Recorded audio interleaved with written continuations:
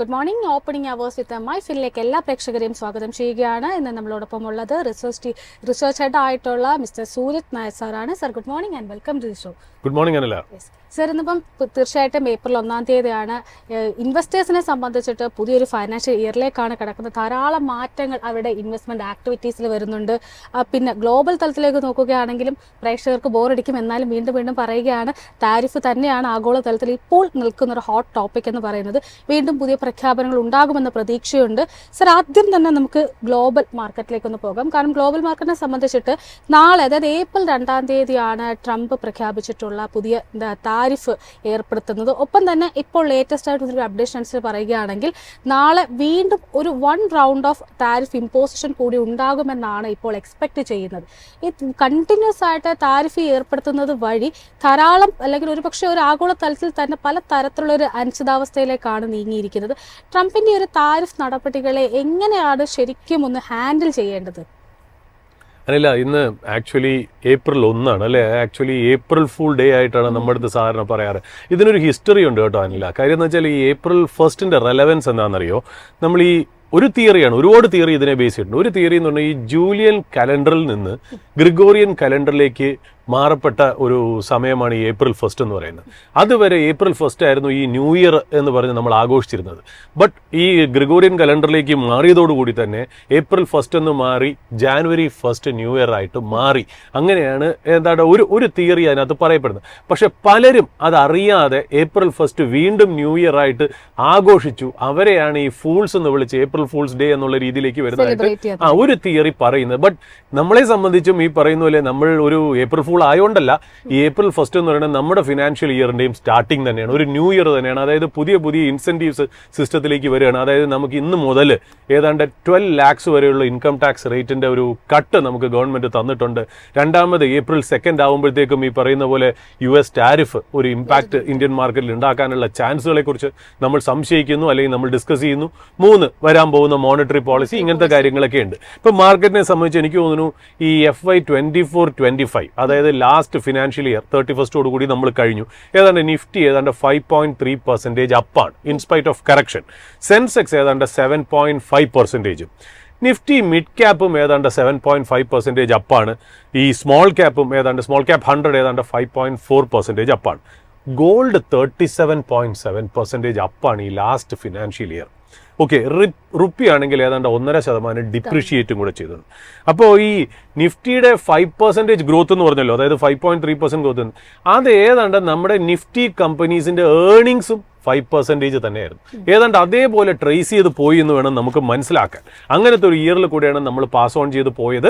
ഇപ്പോൾ ഒരു പുതിയ ന്യൂ ഇയർ സ്റ്റാർട്ട് ചെയ്തേക്കുന്നു, ഫിനാൻഷ്യൽ ന്യൂ ഇയർ സ്റ്റാർട്ട് ചെയ്തേക്കുന്നു. എങ്ങനെയാണ് നമുക്ക് ഇന്ത്യൻ മാർക്കറ്റ് മുന്നോട്ട് പോകണമെന്ന് കണ്ടറിയേണ്ടതായിട്ടുണ്ട്. അത് പറഞ്ഞ പോലെ അനില വന്ന പോയിന്റിലേക്ക് പറയുകയാണ്, ഓഫ് കോഴ്സ് ഈ ടാരിഫ് എന്ന് പറയുന്നത്, ടാരിഫ് ഇസ് എ റിയാലിറ്റി. അത് ഇപ്പോൾ ട്രംപ് ഈ വീക്കെൻഡ് ഒരു സ്പീച്ചിലോ എവിടെയോ പറഞ്ഞതുപോലെ, എനിക്ക് തോന്നുന്നു എയർഫോഴ്സ് 1 അദ്ദേഹം ട്രാവൽ ചെയ്തപ്പോൾ പറഞ്ഞു, എല്ലാ കൺട്രിക്കും ആരൊക്കെയാണോ ഞങ്ങളെ കൊണ്ട് ബെനിഫിറ്റ് ചെയ്യുന്നത്, ആർക്കൊക്കെയാണ് ഞങ്ങളായിട്ട് ട്രേഡ് സർപ്ലസ് ഉള്ളത്, അങ്ങനത്തെ ഉള്ള കൺട്രീസിന് ഞങ്ങൾ തീർച്ചയായിട്ടും ടാരിഫ് കൊണ്ടുവരും എന്നുള്ള രീതിയിൽ തന്നെയാണ് പറഞ്ഞത്. ഓഫ് കോഴ്സ് ഏപ്രിൽ 2 ആണ് പറഞ്ഞിരിക്കുന്ന ഡെഡ് ലൈൻ, അത് അടുത്തെത്തി. നമ്മളെ സംബന്ധിച്ച് തീർച്ചയായിട്ടും അത് എനിക്ക് തോന്നുന്നു ഈ പറഞ്ഞ പോലെ നമ്മൾ ഒരു ബാർക്ലേസ് റിപ്പോർട്ട് അനുസരിച്ച് ഏതാണ്ട് 22 ബില്യൺ വർത്ത് ഓഫ് എക്സ്പോർട്സ് ആണ് നമ്മൾ ചെയ്യുന്നത് USD, റൈറ്റ്? അത് എന്താ പറയുക, ഒരു 30%, അതായത് ഞാൻ 22 ബില്യൺ വർത്ത് ഓഫ് എക്സ്പോർട്സ് ആണ് ഏതാണ്ട് അഫക്റ്റ് ചെയ്യുന്നത് എന്നുള്ളത്. അതായത് US-ലേക്കുള്ള എക്സ്പോർട്ടിന്റെ ഏതാണ്ട് 30% അഫക്റ്റ് ചെയ്യും. അതായത് നമ്മുടെ ടോട്ടൽ എക്സ്പോർട്സിന്റെ ഏതാണ്ട് 5% ആയിരിക്കും ഈ ടാരിഫ് കൊണ്ട് അഫക്റ്റ് ചെയ്യുക എന്നുള്ളതാണ് ബാർക്ലേസിന്റെ ഒരു റിപ്പോർട്ട് പറയുന്നത്, റൈറ്റ്? അപ്പോൾ ഇതിനകത്ത് നമ്മൾ ശ്രദ്ധിക്കേണ്ടതായിട്ടുള്ള ഒരു കാര്യം എന്താ വെച്ചാൽ, ഇതിനകത്ത് നമുക്ക് സംഭവിക്കുന്നത് വെച്ചാൽ ഈ ടാരിഫിൽ അമേരിക്കയിൽ സാധനങ്ങൾ കോസ്റ്റ് ചെയ്യും. നമ്മൾ അങ്ങനെയാണല്ലോ പറയുന്നത്, ഇന്ത്യൻ കമ്പനീസ് അല്ലെങ്കിൽ വേറെ ഏത് രാജ്യങ്ങളിൽ നിന്നും എക്സ്പോർട്ട് ചെയ്യുന്ന പ്രോഡക്റ്റ് അമേരിക്കൻ പോർട്ടിലേക്ക് വരുമ്പോൾ അമേരിക്കയിൽ ഏതെങ്കിലും ഒരു കമ്പനി ആയിരിക്കുമല്ലോ ഇത് ഇമ്പോർട്ട് ചെയ്യുന്നത്.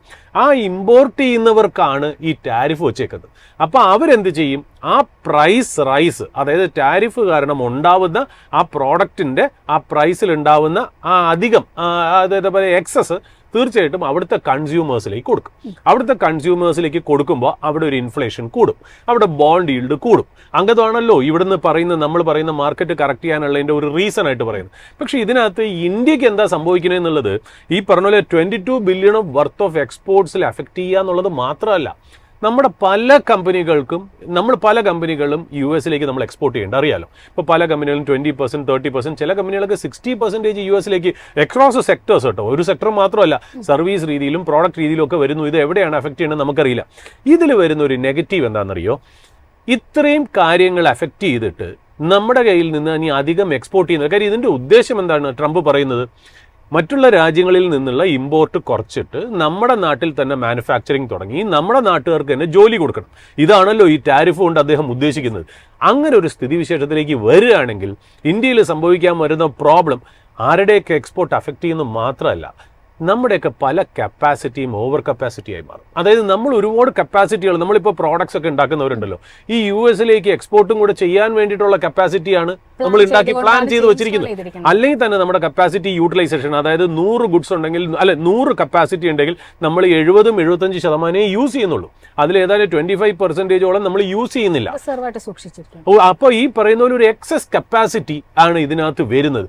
ഈ എക്സസ് കപ്പാസിറ്റി വരികയാണെങ്കിൽ തീർച്ചയായിട്ടും ഈ പറയുന്ന പോലെ ഒരു അസറ്റ് വാല്യൂ ഡിസ്ട്രക്ഷൻ ഉണ്ടാവും മാർക്കറ്റിൽ. അസറ്റ് വാല്യൂ ഡിസ്ട്രക്ഷൻ എന്ന് പറഞ്ഞാൽ പല കമ്പനിയുടെയും ഏർണിങ്സ് കുറയ്ക്കേണ്ടി വരും. ഏർണിങ്സ് കുറയ്ക്കുമ്പോൾ EPS കുറയേണ്ടി വരും. അപ്പോൾ ആ കമ്പനീസ് ഡീറേറ്റ് ചെയ്യേണ്ടി വരും എന്നുള്ളതാണ് ഇതിനകത്തുള്ളൊരു ഇമ്പോർട്ടൻ്റ് ആയിട്ടുള്ള പോയിന്റ്.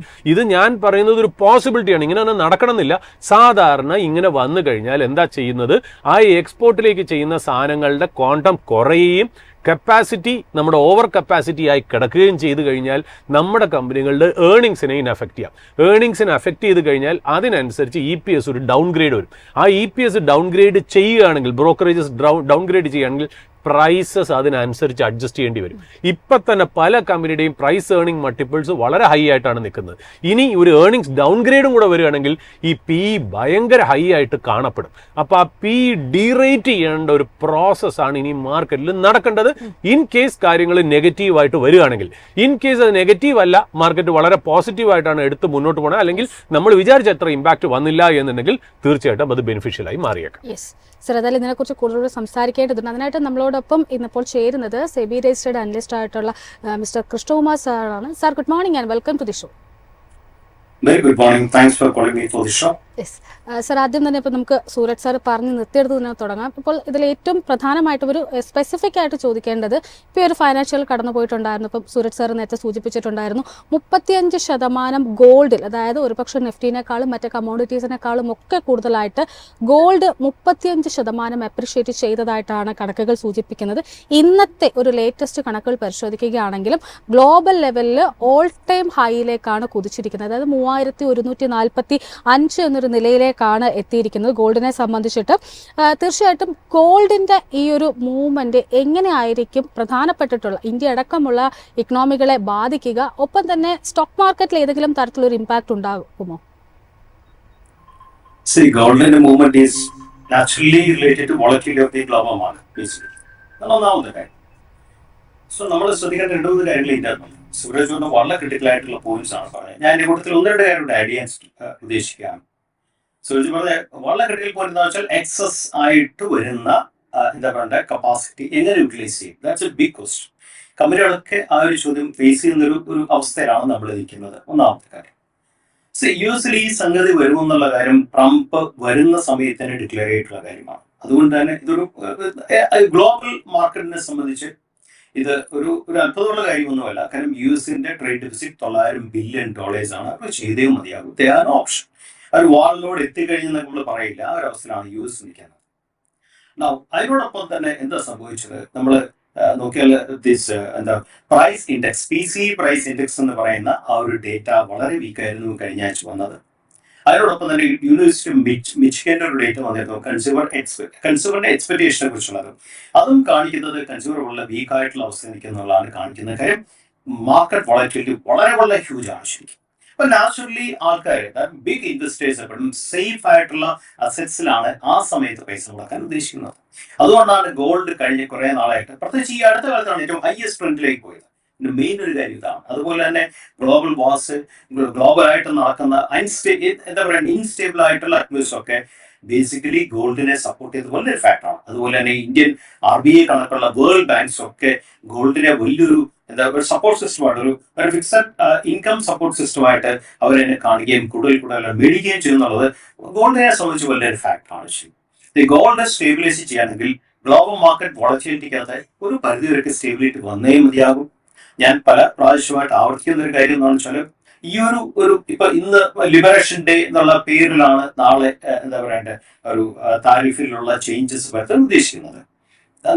നോബഡി നോസ് എന്ത് വ്യത്യാസങ്ങളാണ് കൊണ്ടുവരാൻ പറ്റുമെന്നുള്ള നമുക്ക് ആർക്കും അറിയില്ല. ശരിക്കും നമുക്ക് അത് വന്നാൽ മാത്രമേ ഡേറ്റ് നമുക്ക് അനലൈസ് ചെയ്യാൻ സാധിക്കത്തുള്ളൂ. പക്ഷെ ഇതിനകത്ത് വരുന്ന വലിയൊരു പ്ലസ് പോയിന്റ് എന്താണെന്ന് വെച്ചാൽ, നമ്മളെ നെഗറ്റീവിൽ ഒരു പ്ലസ് കാണാൻ ശ്രമിച്ചുകൊണ്ട് ഞാൻ പറയുകയാണ്, ഇത് മാർക്കറ്റിലുള്ള ഈ നടക്കുമോ നടക്കത്തില്ല, എന്ത് നടക്കും, എങ്ങനെ നടക്കും, ഇങ്ങനെയൊക്കെയുള്ള കൺഫ്യൂഷന്റെ കംപ്ലീറ്റ് മാറ്റിക്കളയും. ക്ലാരിറ്റി കിട്ടിയപ്പം കുറച്ചുകൂടെ സ്റ്റേബിലൈസ് ചെയ്യാൻ സാധിക്കും പ്രോസസ്സിന് ശേഷം. അതാണ് ആദ്യം വേണ്ട ഒരു സംഗതി.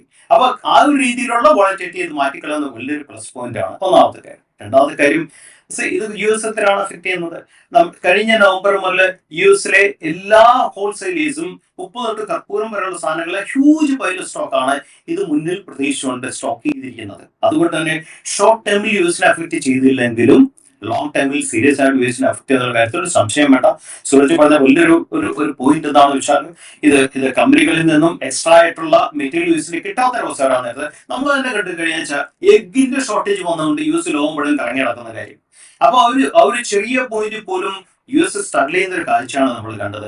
രണ്ടാമത്തെ കാര്യം, പല കൺട്രീസുമായിട്ടും അവരുടെ റിലേഷൻഷിപ്പ് വളരെ വീക്കായി ഈ ഒരു പ്രശ്നത്തിന്റെ പുറത്ത്. അതുകൊണ്ട് തന്നെ still I believe that this is A negotiated tax. കാരണം ഇത് വെച്ചുകൊണ്ട് ലോങ് ടൈം പോകാൻ യു എസിന് സാധിക്കുമെന്ന് വെച്ചാൽ, ഹൈ ആയിട്ടുള്ള ക്യാപിറ്റൽ ഇൻഡ്യൂസ്ഡ് ആയിട്ടുള്ള കൺട്രിയിൽ മാനുഫാക്ചറിംഗ് എന്ന് പറയുന്ന സംഗതി എന്തുമാത്രം വൈബിൾ ആകും എന്നുള്ളത് ഏറ്റവും വലിയൊരു ഫാക്ടറാണ് സോഫാർ യു എസിനെ സംബന്ധിച്ച്. യെസ്, അതിനോടൊപ്പം തന്നെ സർ ഇന്നിപ്പോൾ നമുക്ക് നമ്മുടെ ഒരു ഡൊമസ്റ്റിക് മാർക്കറ്റിൽ കൂടി വരേണ്ടതുണ്ട്. തീർച്ചയായിട്ടും ഫൈനാൻഷ്യൽ ഇയർ ആണ് 2026 എന്നൊരു പുതിയൊരു ഫൈനാൻഷ്യൽ ഇയറിലേക്ക് കടക്കുകയാണ്. ഒരു ധാരാളം മാറ്റങ്ങൾ നമ്മുടെ ഒരു ടാക്സ് റെജിമിൽ അടക്കം, ഇപ്പോൾ നേരത്തെ സൂരജ് സാർ സൂചിപ്പിച്ചതുപോലെ 12 ലക്ഷത്തിൻ്റെ വരെ ഒരു റിഡക്ഷൻ വരെ നമുക്ക് കിട്ടിയിട്ടുണ്ടായിരുന്നു. ഈ ഒരു ഫൈനാൻഷ്യൽ ഇയർ ഒരു ഇൻവെസ്റ്റർ എന്തൊക്കെ കാര്യങ്ങളായിരിക്കണം പ്രധാനമായിട്ടും, പ്രത്യേകിച്ചും ഇങ്ങനെ വോളറ്റൈലായിട്ട് നിലനിൽക്കുന്ന ഒരു മാർക്കറ്റിൽ എന്തൊക്കെ കാര്യങ്ങളായിരിക്കും പ്രധാനമായിട്ടും ശ്രദ്ധിക്കേണ്ടത്? ഇൻവെസ്റ്റർ എന്ന് വെച്ചാൽ പല ടൈപ്പ് ഇൻവെസ്റ്റർ ഉണ്ട്. ലോങ് ടൈം ഇൻവെസ്റ്റർ ഉണ്ട്, ഷോർട്ട് ടൈം ഇൻവെസ്റ്റർ ഉണ്ട്, 5 ഡേ ഇൻവെസ്റ്റർ ഉണ്ട്, ഇൻട്രാഡേ ഇൻവെസ്റ്റർ ഉണ്ട്. സോ ഡിപ്പെൻഡ്സ് അപ്പോൺ അത് ഫിലോസഫിയിലുള്ള വ്യത്യാസമാണ് ഇൻവെസ്റ്റ്മെന്റ് ഡിസൈഡ് ചെയ്യുന്നത്. സോ ഏതൊരു ഇൻവെസ്റ്റർ ഏത് രീതിയിലുള്ള ഫിലോസഫിയാണ് ഫോക്കസ് ചെയ്യേണ്ടതെന്നുള്ളത് ഓരോ ആൾക്കാരുടെ റിസ്ക് പ്രൊഫൈലിനെ ഡിപ്പെൻഡ് ചെയ്യും. ശരിക്കും ലോങ് ടൈം ഇൻവെസ്റ്ററിനെ സംബന്ധിച്ച് നാച്ചുറലി അവർ ശ്രദ്ധിക്കേണ്ടത് കമ്പനിയേക്കാൾ ഉപരി ബിസിനസ്സിനെയാണ് ശ്രദ്ധിക്കേണ്ടത്. കാരണം ഏത് ബിസിനസ്സാണ് ഇനിയത്തെ ഫ്യൂച്ചറിലേക്ക് കയറാൻ സാധ്യതയുള്ളത്, ആ ബിസിനസ്സിനെ ആദ്യം പഠിക്കുക എന്നുള്ളതാണ് ആദ്യത്തെ കാര്യം. ആ ബിസിനസ്സിൽ പഠിച്ചിട്ട് വേണം ആ ബിസിനസ്സിൽ വർക്ക് ചെയ്യുന്ന കമ്പനീസിനെ കുറിച്ച് പഠിക്കാനായിട്ട്.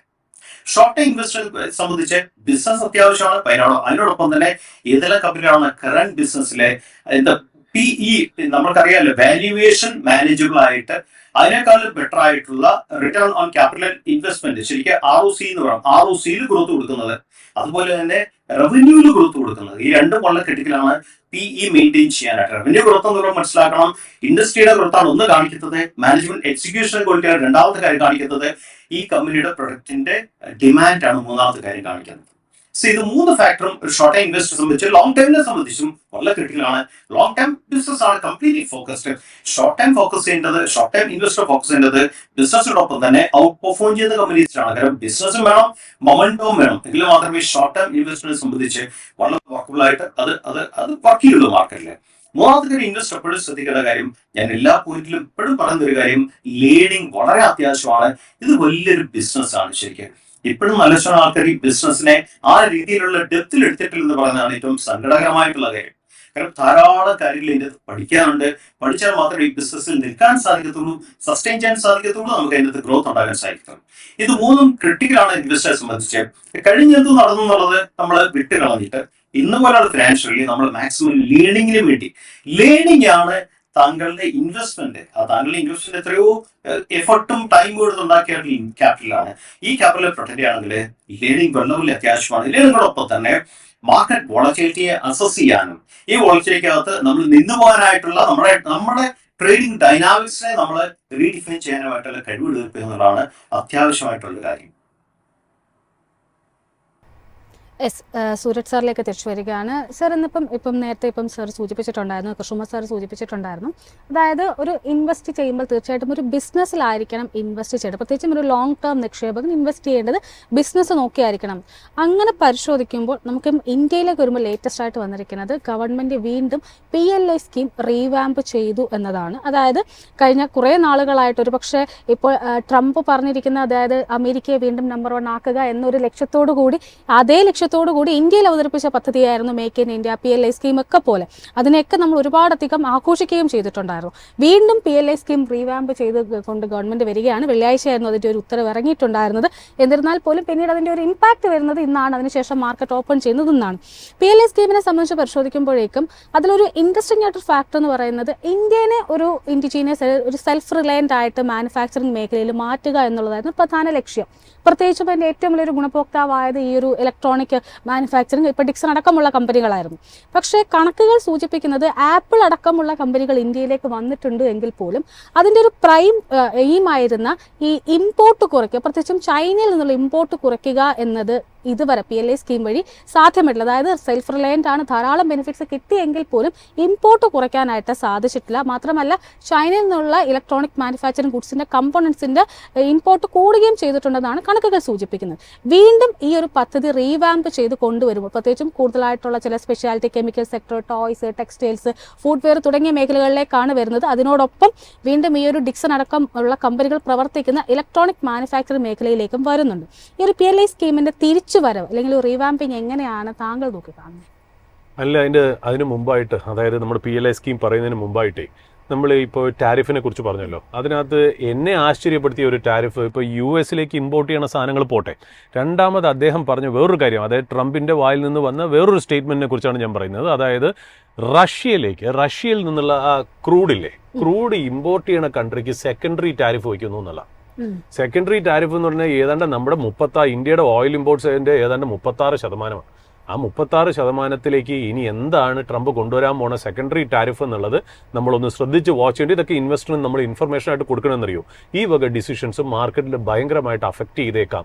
അതിനനുസരിച്ച് ഇൻഡസ്ട്രിയും സെക്ടേഴ്സും കമ്പനീസിനും റീറേറ്റിങ്ങോ ഡീറേറ്റിങ്ങോ വന്നേക്കാം എന്നുള്ളത് കൊണ്ടാണ് നമ്മളിത് പറയുന്നത്. പിന്നെ PLI സ്കീമിൻ്റെ പറഞ്ഞത് ശരിയാണ്. എനിക്ക് തോന്നുന്നു വെള്ളിയാഴ്ച എങ്ങാണ്ടാണ് ആ ന്യൂസ് വന്നതെന്ന് തോന്നുന്നു അല്ലേ. ഏതാണ്ട് 23,000 കോടിയുടെ PLIയും കൂടി കൊണ്ടുവരുന്നു. അതായത് ഡിസ്പ്ലേ, ക്യാമറ മോഡ്യൂൾസ് എന്നിങ്ങനെയുള്ള കമ്പനികൾക്ക് അല്ലേ, എന്നിങ്ങനെയുള്ള സെക്ടറുകൾ പ്രോഡക്ട്സിനും ഒക്കെ വേണ്ടിയിട്ടാണ് കൊണ്ടുവരുന്നത് എന്നുള്ളത്.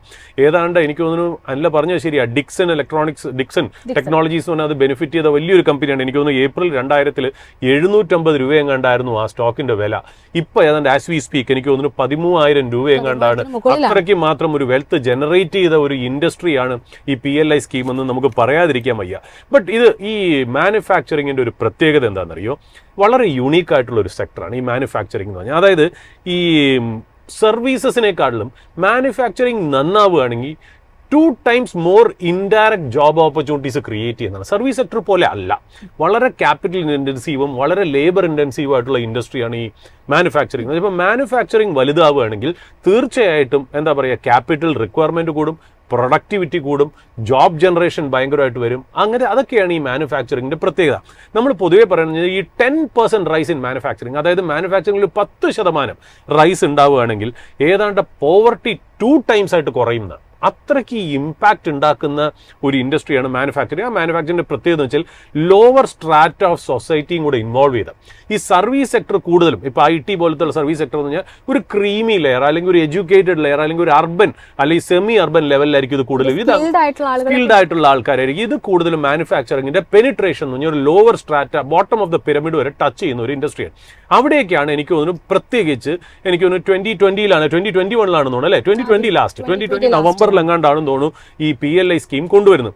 നമ്മൾ ബേസിക്കലി ഒരു എന്താ പറയുക, നമ്മളൊരു ഡൊമസ്റ്റിക് എക്കണോമിയാണ്. നമ്മുടെ പല കാര്യങ്ങൾക്കും നമ്മളൊരു എന്താ പറയുക ഒരു ഇമ്പോർട്ട് ഓറിയന്റഡ് എക്കണോമിയാണ്. കാര്യം വെച്ചാൽ പല കാര്യങ്ങളും നമ്മൾ ഇമ്പോർട്ട് ചെയ്താണ് ഈ റോ മെറ്റീരിയൽസും പലതും യൂസ് ചെയ്യുന്നത്. അത് കൂടുതലും ചൈന ഡിപ്പെൻഡൻ്റ് ആണ്. അപ്പം നമ്മുടെ ഒരു ട്രേഡ് ബാലൻസിനും നമ്മുടെ ട്രേഡ് ബാലൻസിനെ എഫക്ട് ചെയ്യുന്നത് മാത്രമല്ല നമ്മുടെ എക്കണോമിയെ വീക്കൻ ചെയ്യുന്നതും കൂടെയാണ്. കാര്യം നമ്മൾ എപ്പോഴും ഒരു ഇമ്പോർട്ട് ഡിപ്പെൻഡന്റ് കൺട്രി ആയിട്ട് നിൽക്കുകയാണ്.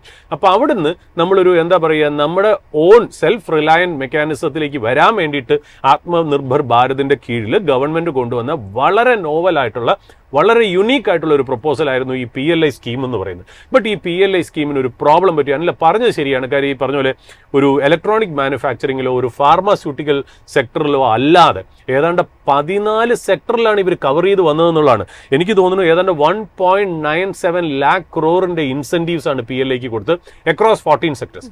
ആ 14 സെക്ടേഴ്സിൽ ശരിക്കും പറഞ്ഞാൽ ഒരു 2 എണ്ണം ഒഴിച്ച് ബാക്കി 12 എണ്ണം വേണ്ട വിധത്തിൽ ടേക്ക് ഓഫ് ചെയ്തില്ല എന്നുള്ളത് തന്നെയാണ്. സാധാരണ നമ്മൾ PLI സ്കീം കൊണ്ടുവരുന്നത് എന്തിനാണ്? മാനുഫാക്ചറിങ്ങിന്റെ ഷെയർ ഓഫ് ദ GDP അല്ലെങ്കിൽ എക്കണോമി ഇൻക്രീസ് ചെയ്യുക എന്നുള്ളത്. ബട്ട് അൺഫോർച്ചുനേറ്റ്ലി നമുക്കിപ്പോൾ പറ്റിയതെന്ന് വെച്ചാൽ 14% നിന്ന് ഏതാണ്ട് 12.9% ആയിട്ട് ഷ്രിങ്ക് ചെയ്യുകയാണ് ചെയ്തത്. അത് എന്തുകൊണ്ടെന്ന് വെച്ചാൽ അത് ആരുടെയും കുഴപ്പമൊന്നുമല്ല. അതായത് ഈ കമ്പനികൾ PLI സ്കീം അപ്ലൈ ചെയ്തല്ലോ, ഇതിന് വലിയ കോംപ്ലയൻസസ് റീസൺസ് ഉണ്ട്. അപ്പോൾ 2020 നവംബറിലാണ് വന്നത്. പല കമ്പനികൾക്കും ലൈസൻസ് വളരെ ലേറ്റ് ആയിട്ടാണ് കിട്ടിയത്. 2022 ലൈസൻസ് കിട്ടിയത്. എസ്പെഷ്യലി സെമി കണ്ടക്ടറിലൊക്കെ ഒരുപാട് ഡിലേഡ് ആയിട്ടാണ് അവർക്ക് PLI ഇൻസെന്റീവ്സിലേക്ക് അവരെ ക്വാളിഫൈ ചെയ്യിപ്പിച്ചത്. രണ്ടാമത് പല കമ്പനികളും വലിയ വലിയ കമ്പനികളായ എന്താ പറയുക റിലയൻസിന്റെ ആണെങ്കിലും JSWയുടെ ആണെങ്കിലും അഡാനീസ് ആണെങ്കിലും അവർ വെച്ചിരുന്ന ടാർഗറ്റ്സ് വളരെ അഗ്രസീവായിരുന്നു. അതായത് അവർ ആദ്യം പറഞ്ഞത് ഞങ്ങൾ ഇത്രയും നാൾ കൊണ്ട് ഇത്രയാവും എന്നൊക്കെ പറഞ്ഞ് ആ രീതിയിലുള്ള ടാർഗറ്റ് അച്ചീവ് ചെയ്യാൻ പല കമ്പനികൾക്കും പറ്റിയില്ല എന്നുള്ളതാണ്. കാര്യം അതിന്റെ മെയിൻ എക്സാമ്പിൾ ഈ സോളാർ പ്രോജക്ട്സ് തന്നെയാണ്. ഈ സോളാർ പ്രോജക്ട്സിൽ വളരെ അംബീഷ്യസ് ആയിട്ടുള്ള ടാർഗറ്റുകളാണ് ഈ കമ്പനികളൊക്കെ മുന്നോട്ട് വെച്ചത്. അതൊന്നും വേണ്ട രീതിയിൽ വന്നില്ല എന്നുള്ളതാണ്. പിന്നെ ഈ സ്റ്റീൽ സെക്ടറിലൊക്കെ ഉണ്ടല്ലോ, സ്റ്റീൽ സെക്ടറിനും PLI കൊടുത്തിട്ടുണ്ട്. അതിൽ ഏതാണ്ട് 58 പ്രോജക്റ്റിൽ 14 എണ്ണം മാത്രമേ 14 എണ്ണം തന്നെ ഡിസ്കണ്ടിന്യൂ ചെയ്യായിരുന്നു എന്നുള്ളൂ. അതായത് 14 എണ്ണം വേണ്ടാന്ന് അവർ വെച്ചു എന്നുള്ളതാണ് അതിനകത്തുള്ള പ്രത്യേകത എന്ന് പറഞ്ഞത്. പിന്നെ രണ്ടാമത് ഈ എന്താ പറയുക ഈ ഇൻസെന്റീവ്സിന്റെ പേ ഔട്ട് തന്നെ ഉണ്ടല്ലോ, ഈ ഇൻസെന്റീവ്സിന്റെ പേ ഔട്ട് തന്നെ ഏതാണ്ട് ടോട്ടൽ അലോക്കേഷന്റെ 8% മാത്രമേ കിട്ടിയിട്ടുള്ളൂ. അപ്പോൾ ഈ PLIയുടെ എക്സിക്യൂഷനെ കുറിച്ച് ചില ചോദ്യങ്ങൾ അവിടെ ഇവിടെയൊക്കെ ഉണ്ട്. ബട്ട് ഈവൻ തന്നെ നമുക്ക് കംപ്ലീറ്റ് ആയിട്ട് ഗവൺമെന്റിനെയോ അല്ലെങ്കിൽ കമ്പനികളെ കുറ്റം പറയാക്കൂല. കാര്യം നമുക്ക് ഇത്രയും നാൾ അതില്ല.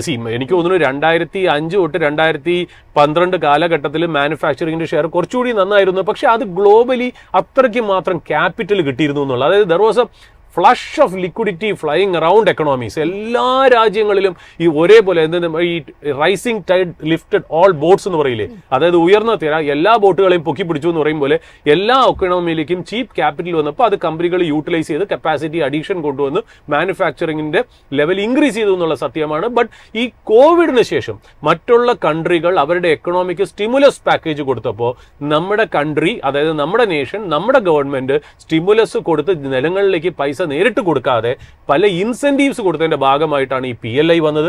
ആ PLI നല്ലൊരു സ്റ്റാർട്ടാണ്. വളരെ ടഫ് ആൻഡ് ചലഞ്ചിങ് എൻവയോൺമെന്റിലാണ്. വളരെ ഫ്രീ ആയിട്ട് ക്യാപിറ്റൽ കിട്ടുന്ന കാലത്തല്ല കിട്ടിയിരിക്കുന്നത്.